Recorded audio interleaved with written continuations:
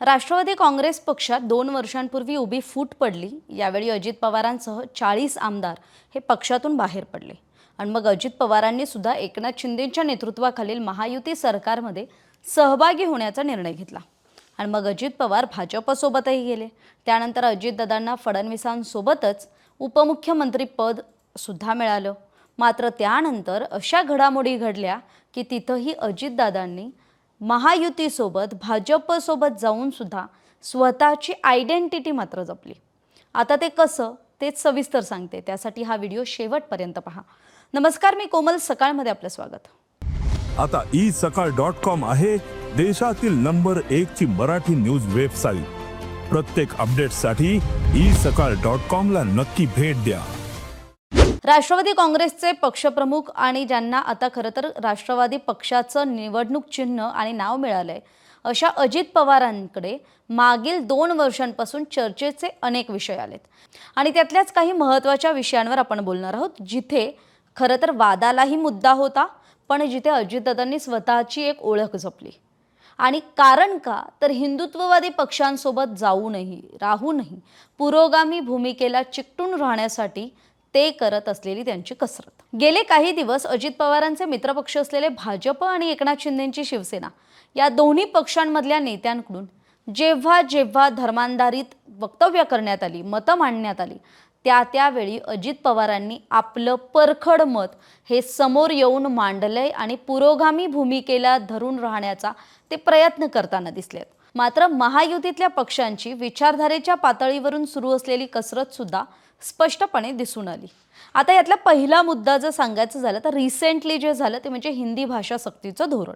भाजपसोबत गेल्यानंतर सुद्धा अजितदादांनी मी आधी सांगितल्याप्रमाणे त्यांची एक वेगळी प्रतिमा, प्रत्येक बाबतीत त्यांचा असलेला एक वेगळा बाणा आणि त्यांची जी पुरोगामी भूमिका आहे ती जपण्याचा सातत्याने प्रयत्न केला।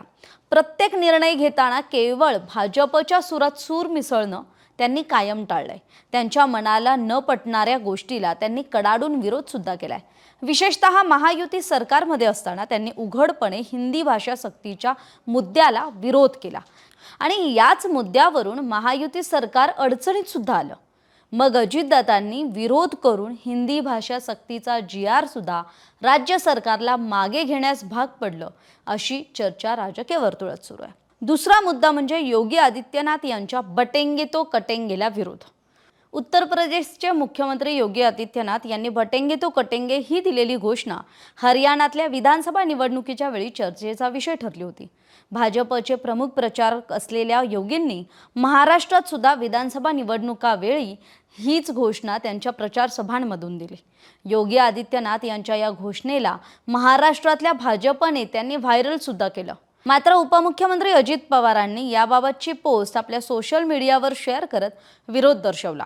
हिंदुत्ववादी विचार सातत्याने मांडणारे आणि शिवसेना पक्षाचे प्रमुख मुख्यमंत्री एकनाथ शिंदे यांनी मात्र योगींच्या सुरात सूर मिसळला, तर पंतप्रधान नरेंद्र मोदींनी सुद्धा आता एक है तो सेफ है असा नारा दिला। त्यानंतर उपमुख्यमंत्री अजित पवारांनी मात्र या विरोधात भूमिका घेतली।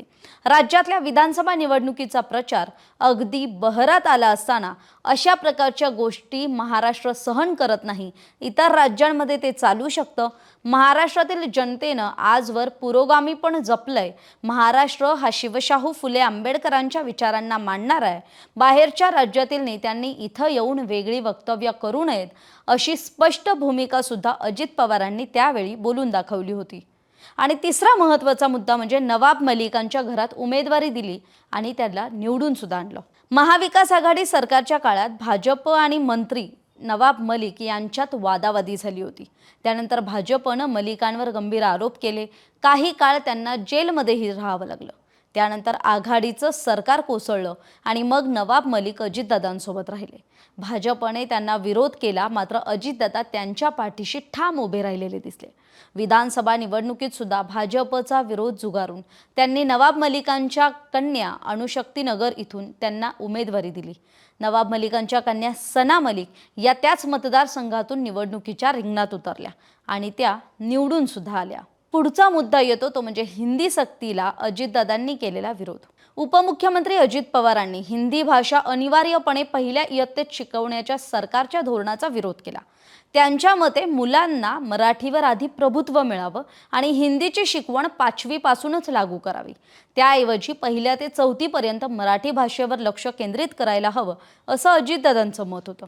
मराठी ही महाराष्ट्राची प्रमुख भाषा असल्यानं तिच्या सांस्कृतिक आणि शैक्षणिक भूमिकेला प्राधान्य देणं गरजेचं आहे आणि हिंदी शिकवणं चुकीचं नाही, पण ते शालेय शिक्षणाच्या पहिल्या 4 वर्षात अनिवार्य करायला नको अशी त्यांची भूमिका होती.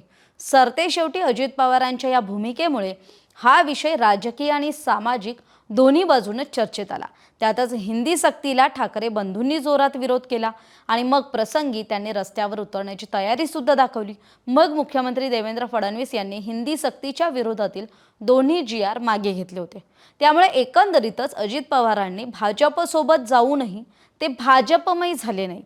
त्यामुळे काय झालं की मागच्या काळात ते जरी महायुती भाजप शिंदेच्या शिवसेनेसोबत असले तरी या काळात त्यांनी गोरक्षकांना रोखा, आदित्यनाथ यांचा टोला जो बटेंगे तो कटेंगे आहे जी घोषणा आहे, हिंदी भाषा सक्ती असेल त्याला विरोध, नवाब मलिकांना जो विरोध करण्यात येत होता भाजपच्या भूमिकेला त्याला डावलून कुठेतरी नवाब मलिकांच्या कन्या सना मलिक यांना विधिमंडळाची दारं उघडी करून दिली.